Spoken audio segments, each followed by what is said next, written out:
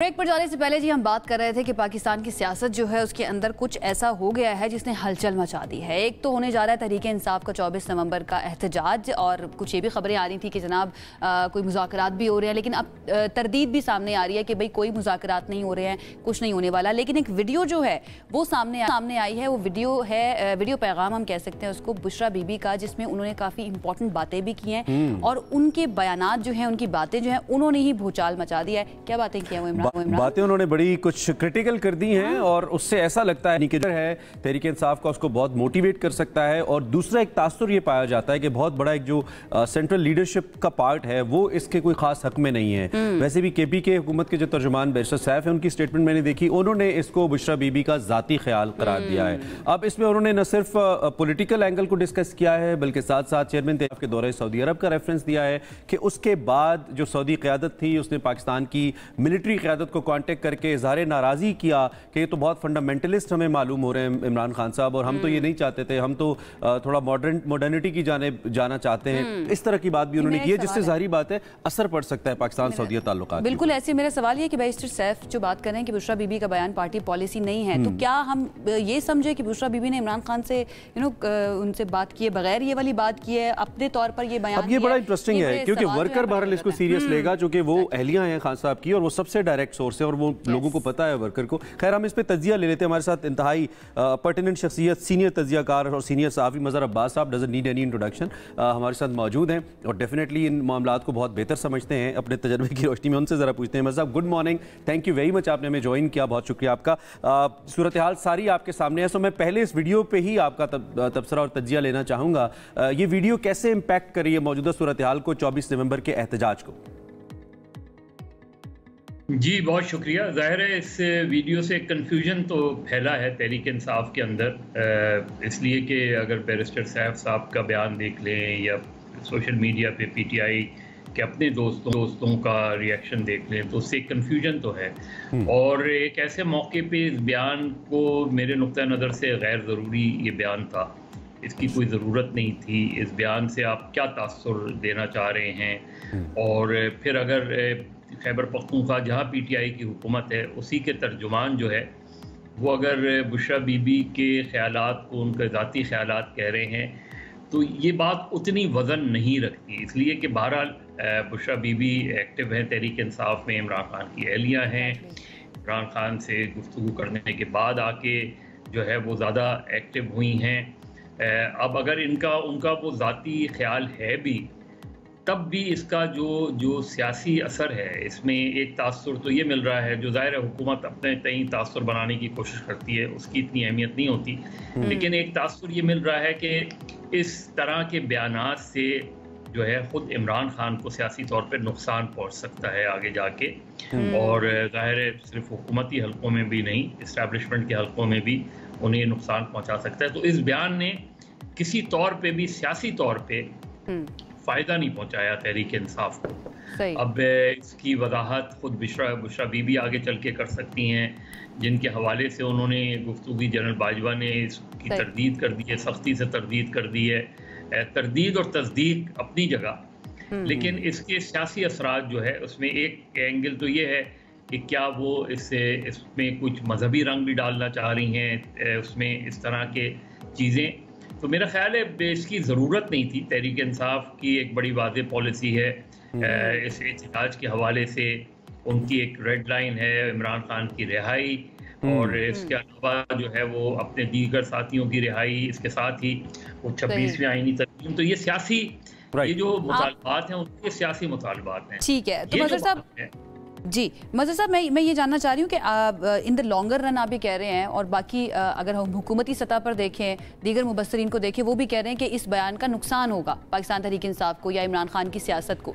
24 नवंबर का जो एहतजाज है जिसके बारे में जिसको कहा जा रहा है कि ये फाइनल कॉल है, इसके ऊपर इस बयान का कोई असर आप देख रहे हैं, कोई इम्पैक्ट आप देख रहे हैं? आपको लगता है कि लोगों को बाहर निकालेगा ये बयान उनका?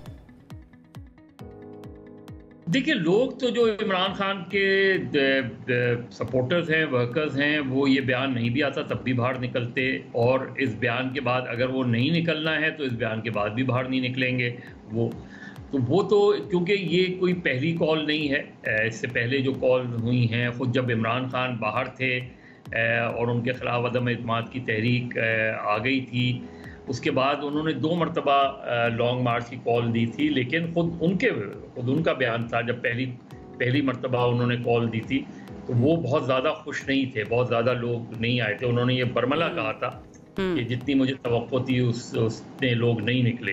फिर एक दूसरी कॉल भी दी थी उन्होंने, वो जो पिंडी में जलसा हुआ था उसमें तो ये भी कहा गया था कि सब पूरी तैयारी से आए और हमें नहीं पता कब तक रुकना है, लेकिन फिर वो एक तकरीर के बाद वापस चले गए। उसके बाद अली अमीन गंडापुर अभी कुछ हफ्तों पहले आए और फिर तो लोगों में एक पीटीआई के वर्कर्स में एक तरह की मायूसी थी कि ये क्या है, हर मरतबा कॉल की जाती है और फिर वापस चले जाते हैं। तो गालिबन इस वजह से इसे फाइनल कॉल का नाम दिया गया।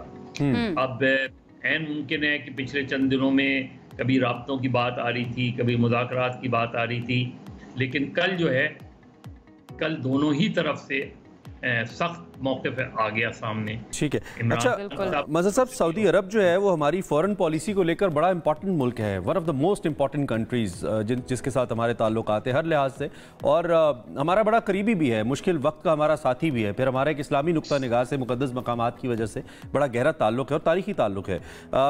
इन बयानात के बाद आप पाकिस्तान सऊदीया ताल्लुकात के ऊपर कोई असर देखते हैं? सऊदी इस स्टेटमेंट को कैसे ले सकते हैं? बिकॉज अल्टीमेटली ये फॉर्मर प्राइम मिनिस्टर और फॉर्मर आर्मी चीफ की बात हो रही है।